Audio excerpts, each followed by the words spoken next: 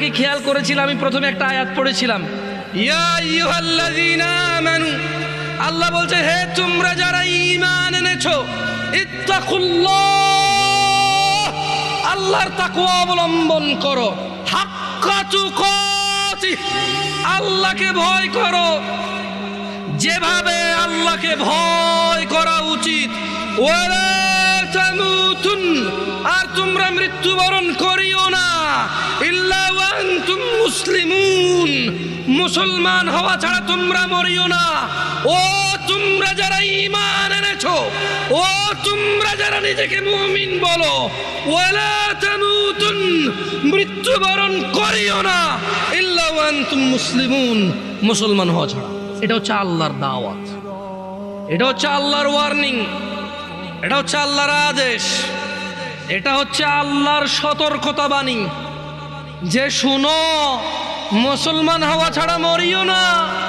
কারণ যে ঈমান ছাড়া মরবে, যে কাফের মুশরিক বেঈমান হয়ে মরবে, সে যত ভদ্র নম্র হোক, সে কোনোদিন জান্নাতে প্রবেশ করবে।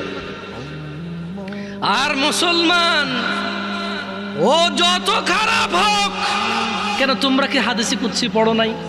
আল্লাহর নবী বলেছে, লাউ বালাগাত যুনুবুকা আনানাস সামা।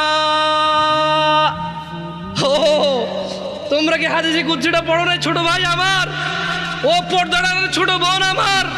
তোমরা কি শোনো নাই যে আল্লাহর নবী বলেছে, লাউ বালাগাত যুনুবুকা আনানাস সামা, তোমাদের গুনাহ যদি আকাশের মেঘমালা পর্যন্ত পৌঁছায়, সুম্মাস্তাগফারতানি, অতঃপর যদি আল্লাহকে বলো, ইয়া আল্লাহ আপনি আমাকে মাফ করেন, আল্লাহ বলছেন গফারতু লাক, তোমাকে মাফ করব, ওয়ালা উবালি, কারো পরোয়া করব না।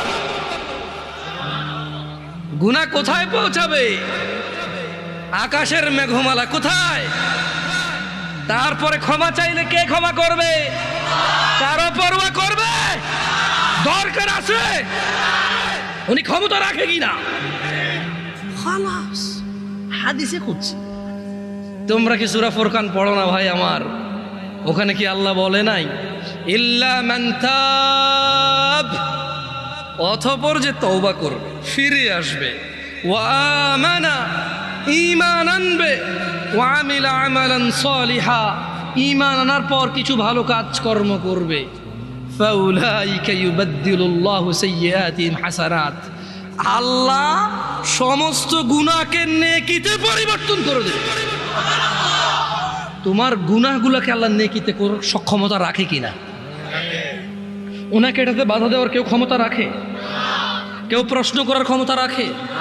তোমার গুনাহ হচ্ছে এটা, আল্লাহ বলছে যে তোমার গুনাহ যাই হোক যত হোক, মাপ চাও, ঈমান আনো, ভালো কাজ করো, গুনাহকে কি করবে? নেকি করবে। গুনাহকে কি করবে? অন্যদিকে আল্লাহ বলছে যে গুনাহ যদি কোথায় লাগে? আকাশের মেঘমালা কোথায়? মাপ কার কাছে চাইলে উনি কি করবে? কারো পরোয়া করবে বলছে? আরবিটা শেখো, বলো ওয়ালা উবালি, বলো ওয়ালা উবালি, কারো পরোয়া করব না, এটা আল্লাহ বলছে।